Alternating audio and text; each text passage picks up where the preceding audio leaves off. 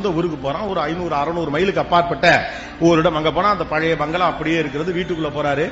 அவர் சிறு வயதுல இருந்த போது சிறு வயது பிள்ளைகளாக அங்க வேலை பார்த்த சில பேர் எல்லாம் பெரிய ஆளாகி அங்க இருக்கிறாங்க. அப்பாவுடைய போட்டோ இருக்காங்க. அப்பா செத்து போயிட்டார். அப்பா அவுட். ரொம்ப வருத்தமா இருக்கு. இந்த மனுஷனை விட்டுட்டோமே.